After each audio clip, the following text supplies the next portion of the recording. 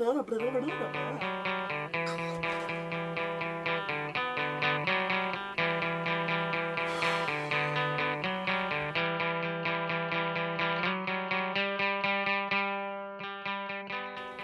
everyone, welcome back to Navajo Tea Time.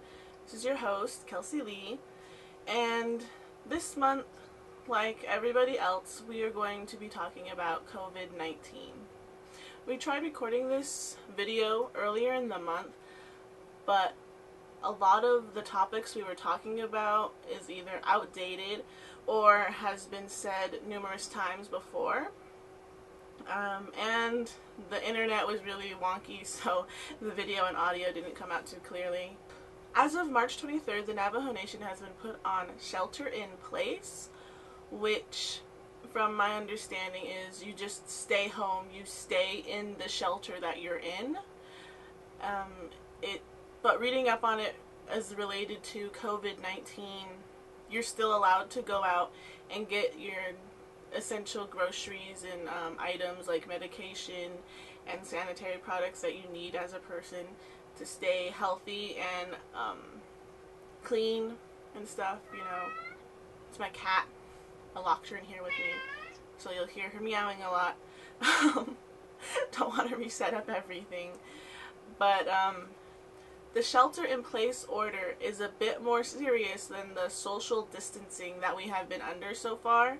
And the Navajo Nation, as a community, as a sovereign nation, has said we are closed to visitors and travelers and tourists. So if you're driving through some of our main highways that we know goes through the Navajo Nation, it'd be nice if people would just keep driving through and keep their stops limited and minimal. Clearly, there's a huge concern for the elders and getting them the food and the health care and the social distancing they need to make it through this, because we've been told that the COVID-19 affects elders very drastically and harmfully. So their health and well-being is always on the forefront of our mind. And that shows in our community. There's tons of resources of official groups and unofficial groups banding together and providing, you know, food delivery or firewood. There's a couple of links that I found, and I'll list those below. Link those below, so that if you're needing any type of help or trying to look into where to start finding help, you can start with those links and see where they take you. I know it's hard keeping our chays, our masanas, and our nellies inside at home, confined. I know a lot of elders are very active in their community, and they're always going to see their livestock, and they want to meet up and talk to other people their age, but it's not good for them right now, and it's kind of hard. I know it's a struggle trying to keep them in and keep them safe. My grandma, my masana, we had like a little scare with her not too long ago, nothing serious, but she was just like, if I get sick and I die, just burn my house down so no one else gets the sickness. I'm like, oh my goodness, Grandma, you don't have to be that dramatic. Just stay inside and don't talk to people. But it's hard to do that. I understand. So yeah, seeing those posts about all the traditional stories and the teachings and old ways of doing things really makes me happy, being able to have a resource to read them from, because like my parents weren't traditional, they never raised me traditionally, and they don't themselves know the information. So it's nice seeing those and reading it, and I think that's a silver lining that's come out of this, is people are being more open with the traditional practices and the prayers and the ways of different cultures, and it's really nice seeing all of them being shared in a happy tone and not a demeaning tone that I've seen it before. I saw that Trump wanted to end the social distancing and the shelter in place so that people can start getting back to work and businesses can start opening. What are your guys' thoughts on that? Because I thought the whole thing was to try and level out the curve so not everyone got sick all at once. And it feels like what I've read is just that a lot of the politicians, whether they're Republican or Democrat, I really don't care.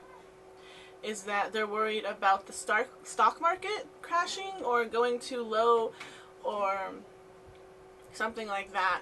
And there was another politician who said that the elderly will gladly die for the economy to get better.